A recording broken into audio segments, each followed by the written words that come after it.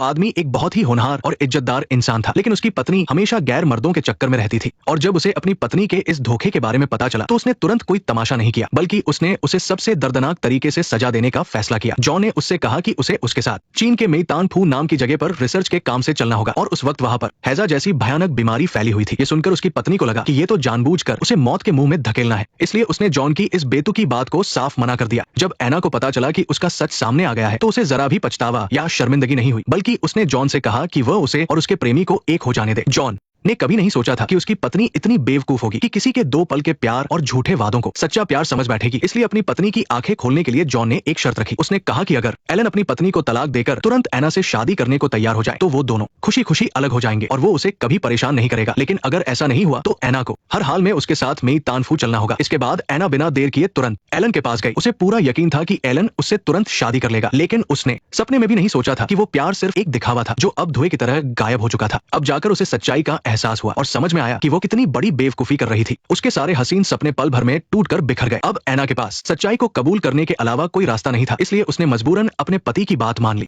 इसके बावजूद जॉन के दिल में अपनी पत्नी के धोखे को लेकर अभी भी बहुत गुस्सा और निराशा भरी हुई थी। जिस रास्ते को पानी के जहाज से 2.5 दिन में पूरा किया जा सकता था, जॉन ने जानबूझकर वहां जाने के लिए उबड़ खाबड़ पहाड़ों का रास्ता चुना। वहां की भयानक गर्मी ने एना का बुरा हाल कर दिया था। उस बंजर जमीन पर सफर करना उसके लिए किसी सजा से कम नहीं था, लेकिन उन खतरनाक रास्तों से भी ज्यादा जिस चीज ने एना को डरा कर रख दिया था वो थे रास्ते में दिखने वाले हैजा के शिकार लोगों के मृत शरीर। उसने जब खिड़की से बाहर का वो खौफनाक नजारा देखा तो उसके दिल में एक अजीब सा डर बैठ गया। फिर करीब 2.5 हफ्ते के लंबे और थका देने वाले सफर के बाद वो दोनों अपनी मंजिल तक पहुंच ही गए। लेकिन जैसे ही एना थोड़ी राहत महसूस करते हुए घर के अंदर गई, अंदर का नजारा देखकर उसके होश उड़ गए। पूरा घर बहुत ही गंदा और अस्त व्यस्त पड़ा था। फर्नीचर टूट चुका था और किसी काम का नहीं था। चारों तरफ बिखरा हुआ कचरा और उड़ती हुई धूल के मारे उसका दम घुटने लगा था। यहाँ तक कि बेडरूम में भी पिछले मालिक का छोड़ा हुआ एक डरावना सा खिलौना पड़ा हुआ था। रात होने पर जॉन ने दिखावे की फिक्र करते हुए एना से कहा कि अगर उसे ज्यादा डर लग रहा है तो वो उसे एक वैक्सीन का इंजेक्शन लगा सकता है। लेकिन शायद जॉन को चिढ़ाने के लिए एना ने साफ कह दिया कि उसे उसकी इस झूठी हमदर्दी की कोई जरूरत नहीं है। इसके बाद उसने जॉन से पूछा कि अगर किसी को हैजा हो जाए तो उसके साथ क्या होता है। वो रात एना के लिए बहुत ही भारी थी और उसे बिल्कुल नींद नहीं आई। उसके कानों में लगातार मरने वालों की दर्दनाक चीखें गूंज रही थी। भले ही वो बाहर से ये दिखाने की कोशिश कर रही थी कि उसे कोई फर्क नहीं पड़ता, लेकिन हैजा का डर उसके दिल की गहराइयों तक बैठ चुका था। अगली सुबह जब एना कमरे से बाहर आई तो उसने देखा कि जॉन वहां के एक अफसर से बात कर रहा था।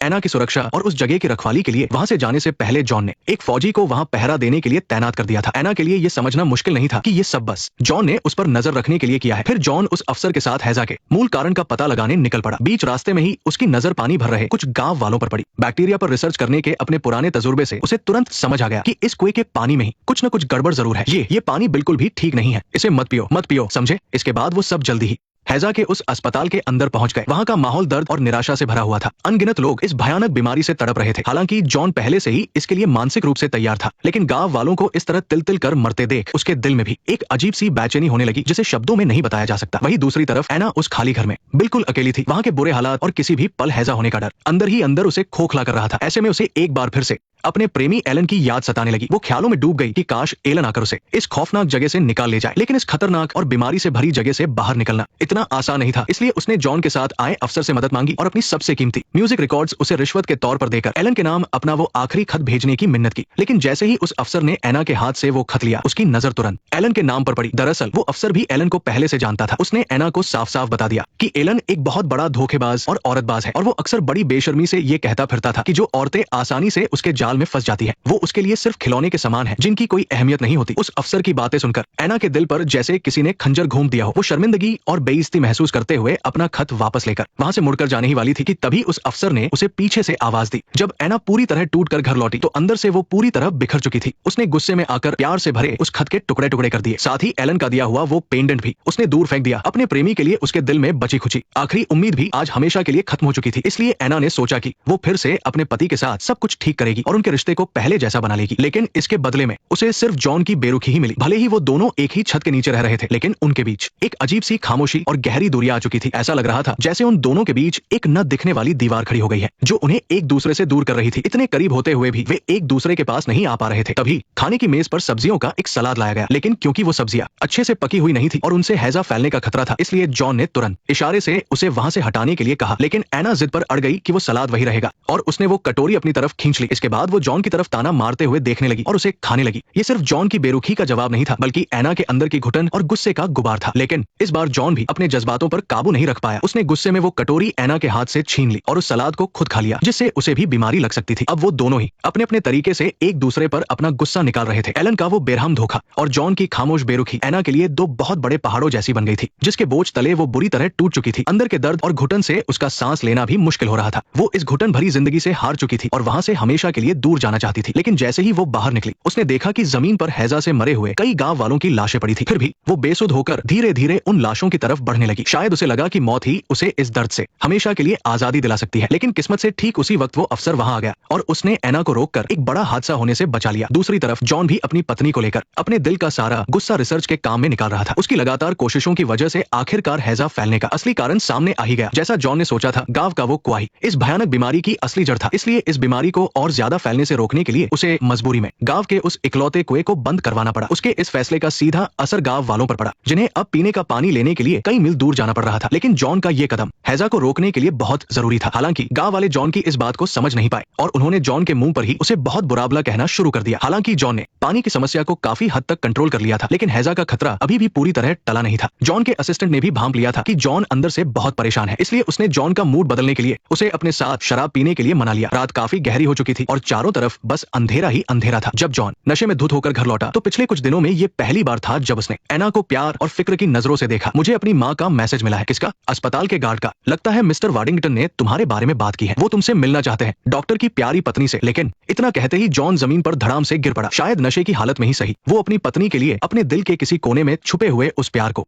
महसूस कर पा रहा था। अगली सुबह एना अपने पति के कहे मुताबिक मठ की तरफ निकल पड़ी, लेकिन जैसे ही उसने गांव में कदम रखा तो वो ये देखकर सन्न रह गई कि हैजा की वजह से पूरा गांव पूरी तरह तबाह हो चुका था। वहां किसी बड़े शहर जैसी रौनक नहीं थी, बस एक मायूस और उजड़ा हुआ गांव था और हर गली नुक्कड़ पर अनाथ बच्चों की भीड़ दिखाई दे रही थी। इसलिए वो मठ ही उन सब के रहने का इकलौता सहारा बन गया था। जैसे ही एना ने मठ के अंदर कदम रखा, उसे वहां की अजीब सी शांति और सुकून का एहसास हुआ। वहां की हेड ने एना को बताया कि मठ में जो भी शांति और व्यवस्था है वो सब उसके पति की वजह से ही है। जब से डॉक्टर जॉन यहाँ आए हैं, उन्होंने दिन रात एक करके मरीजों की जान बचाई है और वो अपनी पूरी टीम के साथ बिना थके हैजा का इलाज ढूंढने में लगे हुए हैं। वो खुद को आराम करने का जरा भी वक्त नहीं देते। इसके बाद एना ने हेड के साथ वहां का दौरा किया। उसने वहां कपड़े बुनना सीख रहे बच्चों को देखा और उस म्यूजिक रूम को भी देखा जहां बच्चों की मासूम आवाजें गूंज रही थी। ऐसा लग रहा था मानो उस मठ से हैजा का वो खौफनाक साया हट चुका हो। एना को अब पहली बार दिल से ये एहसास हो रहा था कि उसका पति जो कुछ भी कर रहा था वो सिर्फ एक महान काम नहीं था, बल्कि वो निस्वार्थ भाव से दूसरों की सेवा कर रहा था। जैसे ही उसे अपनी की गई बेवकूफियों और पिछले कुछ दिनों से पति के साथ किए गए अपने बुरे बर्ताव का ख्याल आया तो एना के दिल में एक बहुत ही गहरा दर्द उठने लगा। उसे लगने लगा जैसे पछतावा और ग्लानि उसे अंदर ही अंदर खाए जा रहे हैं। इसलिए रात होने पर उसने जल्दी से खाना बना लिया और अपने पति के लौटने का इंतजार करने लगी। लेकिन काफी देर हो जाने पर भी जॉन का कोई अतापता नहीं था। एना खाना लेकर जॉन के स्टडी रूम में गई तो उसने देखा कि वो थकान के मारे टेबल पर ही सो गया था। जब जॉन ने एना के कदमों की आहट सुनी तो वो धीरे से अपनी नींद से जागा। लेकिन एना के इस नए और बदले हुए प्यार और परवाह को देखने के बावजूद जॉन ने उसे कोई ऐसा जवाब नहीं दिया जिसकी एना को उम्मीद थी। वो बस अपनी ही उलझनों में खोया रहा। जॉन की इस खामोशी और बेरुखी ने एना को फिर से याद दिला दिया कि उनके बीच की दूरियां अभी कम नहीं हुई है। ऐसा लग रहा था कि ये खामोश तूफान अभी थमा नहीं है। लेकिन एना इतनी आसानी से हार मानने वाली नहीं थी। उसे अपनी गलतियों का एहसास हो चुका था और वो जानती थी कि उसके पति के दिल में जो गहरी चोट लगी है वो आसानी से नहीं भरेगी। फिर भी उसने अपनी बेचैनी के बावजूद अपने दिल की सारी बात उसके सामने रख दी। नेक्स्ट पार्ट देखने के लिए वीडियो को लाइक करो।